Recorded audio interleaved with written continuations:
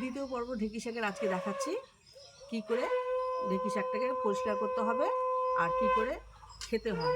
এই দুটো জিনিস দেখাবো। অনেকে আমাকে বলছে যে কেউ বলছে কাকিমা ঢেঁকি শাকের দ্বিতীয় পর্বটাতে দিলেন না, কেউ বলছে দিদি আপনি ঢেঁকি শাকের পর্বটা কবে দিবেন। এতদিন তো আমার অসুবিধা ছিল, যার জন্য দিতে পারিনি। আজকে আমি সম্পূর্ণ পর্বটা দেখাবো আপনাদেরকে।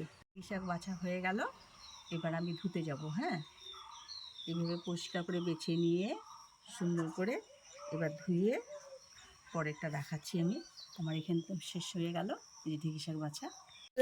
এইভাবে সব ভালো করে ধুয়ে নেবেন। হ্যাঁ, ধুয়ে দিয়ে এইভাবে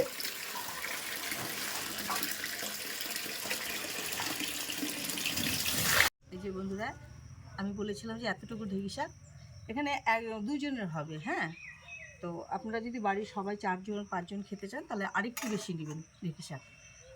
আর এটা গুণাগুণ তো বলেছি, আবার বলছি, এটা খেলে কিন্তু যাদের দুর্বল শরীর, যাদের রক্ত নেই তারাই একমাত্র খাবে। আর যাদের শরীরে যাদের হাই প্রেশার তারা কিন্তু খাবে না, কেন হাই প্রেশার বেড়ে যাবে।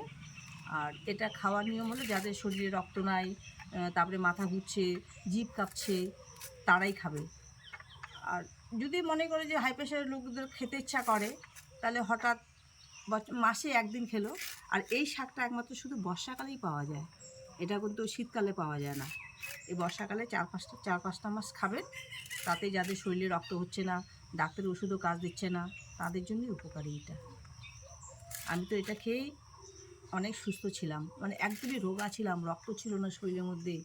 ডাক্তার তো কত বকা দিত আমাকে, কিন্তু ঢেঁকি শাক খেয়ে আমি একজনের কাছে শুনেছি, তার সেও খেয়ে সে সুস্থ হয়েছে, তার মুখে গল্প শুনে এটা আমিও স্টার্ট করছি খাওয়া ঢেঁকি শাকটা। বন্ধুরা আমার ঢেঁকি শাকটা কাটা হয়ে গেল, এবার আমি ঘরে যাচ্ছি। ঘরে গিয়ে এটাকে সিদ্ধ বসাবো।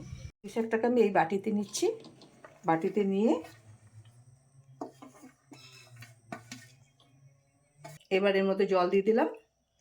জলটা দিয়ে গ্যাস জ্বালিয়ে গ্যাসে বসাবো ওটাকে। গ্যাসে বসিয়ে দিলাম, এরপরে একটু সিদ্ধ হবে, তারপরে লবণটা দিব। এই যে ঢাকনা খুলছি, খুলে একটু লবণ দিয়ে দিব আন্দাজ মতো। লবণ বেশি দিবেন না, তাহলে খেতে পারবেন না, অল্প সামান্য। যদি লাগে পরে আবার একটু আপনারা দিয়ে নেবেন মাখার সময়। এটা অ্যাকচুয়ালিতে খড়ি উনানে বেশি ভালো হয়, রান্নাবাড়ি হয়ে যায় যখন, তারপরে ওই যে নিভা জালের মধ্যে ওটা বাটিটার মধ্যে দিয়ে এরকম করে সুন্দর করে ঢেকে রাখতে হবে, তাহলে ওই জিনিসটা খুব সুন্দর হয়। বন্ধুরা আমার ঢেঁকি শাকের দেখি অবস্থা কি, এই যে জল শুকিয়ে গেছে। জলটা একদম একটু আছে, তো এটা সম্পূর্ণ শুকাবে। শুকানোর পরে এটাকে আমি নামাচ্ছি। আমার ঢেঁকি শাকের একদম দেখেন আপনারা, একদম জল শুকিয়ে গেছে। এবার এটাকে আমি নামিয়ে দেব। বন্ধুরা যে ঢেঁকি শাকটা সিদ্ধ করলাম, যে এই ঢেঁকি শাকটা এখন এই প্লেটের মধ্যে মাখবো লবণ আর কাঁচা লঙ্কা দিয়ে। এই যে একটু সরষের তেল দিয়ে দিচ্ছি এর মধ্যে। আর আপনারা যদি পেঁয়াজ দিয়ে খান পেঁয়াজও দিতে পারেন, কেন আজকে আমাদের শনিবার তো, তাই আমরা আজকে পেঁয়াজ দেবো না। এর মধ্যে এখন কাঁচা লঙ্কা দিয়ে দিব। কাঁচা লঙ্কা একটু দিয়ে না দিলে ঝাল ঝাল না হলে একটু ভালো লাগবে না। আর এটা তো বললাম সব উপকার তো আগেই বলে দিলাম। এবার কীভাবে খাচ্ছি ওটা আমি দেখাবো ভিডিওর মাধ্যমে। সুন্দর করে এটা মিক্স করে দিব। আমি চামচের সাহায্যে করতেছি, আপনারা পারলে হাত দিয়েও করবেন, এটা কোনো ব্যাপার না। বাড়ির লোকে যখন দিদিমণি খেতে সুন্দর করে না মাখলে তো সেটা খাইতেও পারবে না। রাধে গোবিন্দ রাধে গোবিন্দ রাধে গোবিন্দ রাধে গোবিন্দ। বন্ধুরা এই যে ঢেঁকি শাক সিদ্ধ সব দেখলেন, মাখলাম। এবার আমি ঢেঁকি শাকটা দিয়ে খাচ্ছি, আপনারাও খাবেন। আর এটা তো প্রথমেই বলে দিলাম যে যাদের রক্ত কম শরীরে তারাই যেন খায়, আর যাদের হাই প্রেশার আছে তারা যেন খায় না, কেন তাদের কিন্তু প্রেশার আরও বাড়বে। হ্যাঁ, শখ করে 1-8 দিন যদি খেতে পারে মাসে কোনো ব্যাপার না, ওটার জন্য দারুণ টেস্ট।